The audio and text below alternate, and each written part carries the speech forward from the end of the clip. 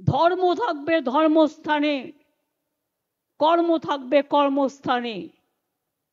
বলুন তো আপনারা, এনআরসি নিয়ে যখন চাপিয়ে দেওয়া হয়েছিল, আসামে কত লোক মারা গিয়েছিল, দিল্লিতে কত লোক মারা গিয়েছিল, উত্তরপ্রদেশে কত লোক মারা গিয়েছিল, তার খবর কি কেউ রাখেন?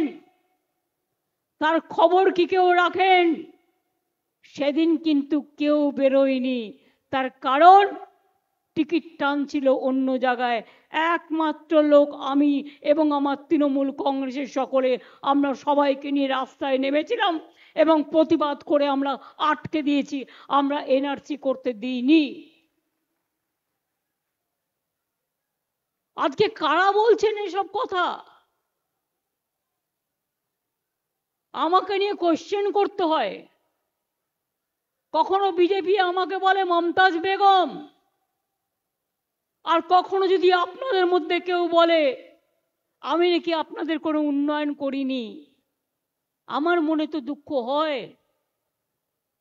কোথায় ছিল সেদিন, যেদিন বাবরি মসজিদ ধ্বংস হয়ে গিয়েছিল, হত্যার তাণ্ডব লীলা চলেছিল, সিপিএম সরকার এখানে ক্ষমতায় ছিল, এখানেও মারা গেছে অনেক লোক,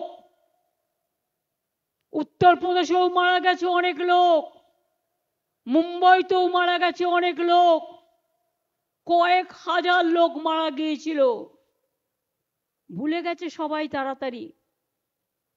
আজকে এই কথাটা কালকে অভিষেক বলেছে যে এত মৃতদেহের ওপর দাঁড়িয়ে আমি আমার ধর্মকে আমি সম্মান জানাতে পারবো না।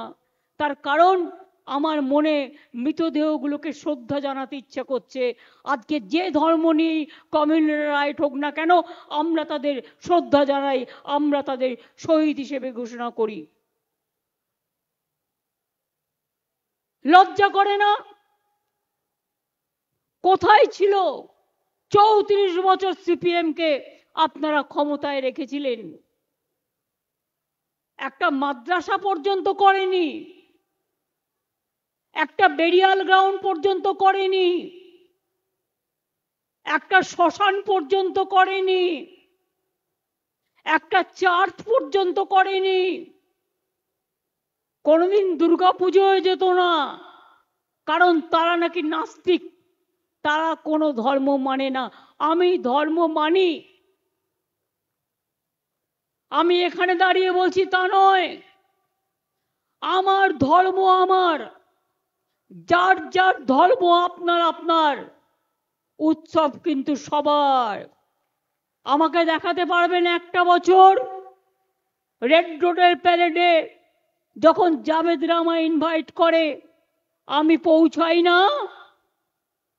ঈদের দিন এলাকায় এলাকায় মানুষকে ঈদ মোবারক করি না? রমজান মাসে যাই না? ববি জানে আমিও রোজা রাখি, আমি যেমন উপোসও করি, ও বাড়ির থেকে আমার জন্য একটু ছোলা সেদ্ধ রুবি করে দেয়, সেটা লুকিয়ে নিয়ে আসে আমার চেতলায়, অনেকে সে খবর রাখে না। আমি গুরুদ্বারায় যাই না। আমার মতো সবচেয়ে বেশি গুরুদ্বারা কে ভিজিট করেছে? আমি তো শুধু হাসি মারায় যে গুরুদ্বারা আছে, কতবার গেছি তার ঠিকানা নেই।